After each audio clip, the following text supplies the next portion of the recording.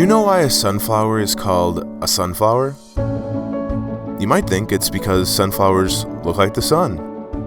And although they do look a lot like the sun, it's actually for a different reason. Sunflowers are called sunflowers because when they're in the bud stage, they physically rotate themselves from east to west throughout the day in order to always be facing the sun. They need that direct sunlight. And as a body of believers, we also want and need that consistent direct light from the light of the world. And here at St. Andrew Lutheran Church and Westside Christian School, we've been following that light. And now the fields are ripe for us to continue following that light and share it with our community.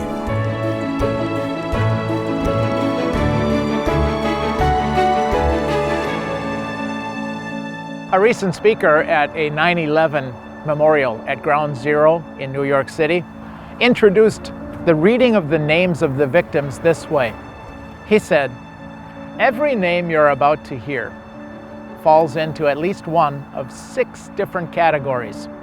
Each name represents a father, a mother, a son, a daughter, a brother, or a sister." And of course, he's right, and it's quite touching.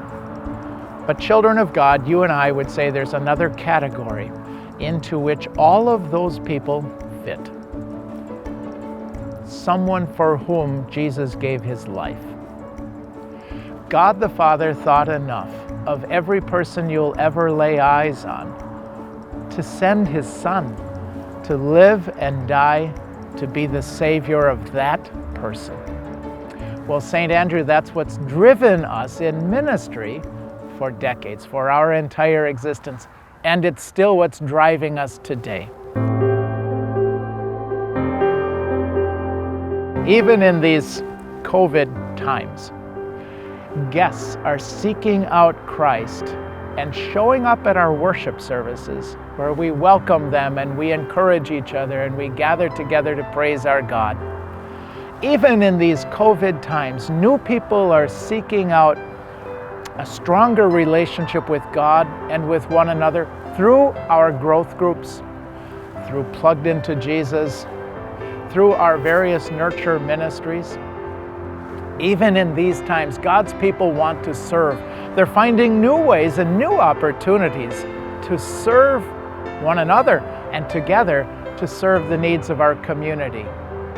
Even in these times, our school, Westside Christian School, has grown 50% in the last 2 years, and this year's seen a dramatic increase in interest.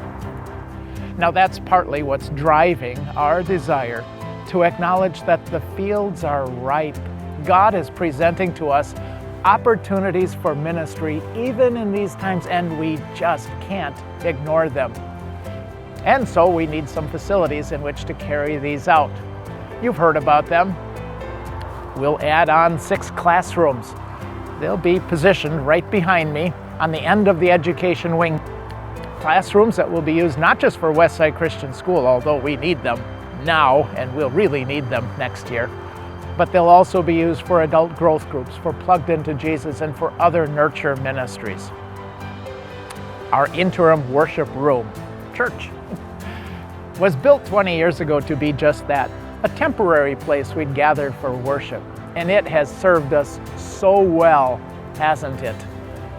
But like your home needs upgrading from time to time, if you're not going to replace it, so does our worship room.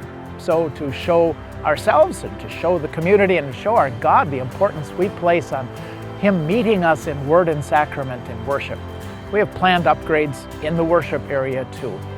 New flooring that's looking quite dated and can't be fixed. New lighting that definitely can't be fixed and needs to be replaced. Sound enhancements, not to make it louder as much as to make it clearer, especially for those worshipers near the back of the room. And when we started our worshiping in that interim worship room, we typically had a pianist and maybe one other musician. These days, as you know, it's more like 6 to 10 or more musicians crammed in that corner. So plans are also in place to elevate that area just a little bit and redo that front of the church. Plans that will help us worship our great God and Savior without being so extravagant that when we repurpose that room down the road, we would have considered those to have been a waste. Another aspect of this Fields Are Ripe work and mission effort is our parking lot. Oh, that seems mundane, doesn't it? The things Jesus and the Apostle Paul never had to worry about. But we do. It's crumbling.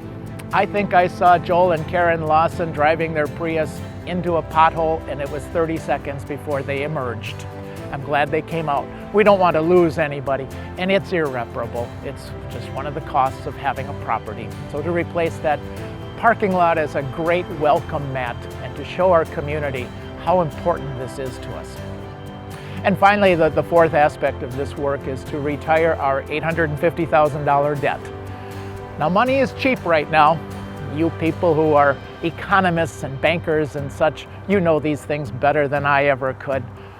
However, the cost of financing that mortgage is about $50,000 a year that if we didn't have that mortgage could be given to ongoing operating ministry. And depending on when we have to refinance that loan, it's a business loan and usually 3 to 5 years, interest rates might not be quite as favorable as they are now. Depending on how long we'd keep that loan, we could save $300,000 by paying it off now. And perhaps more importantly, it positions us down the road. And no one can say, we learned that this year, didn't we? No one can say what the future will hold. But it does position us, whether it's 3 years or 5 years or even a little bit more down the road, it positions us, gets us ready to build that more permanent sanctuary. Well, that's the story of St. Andrew, folks. You know it, you're a part of it.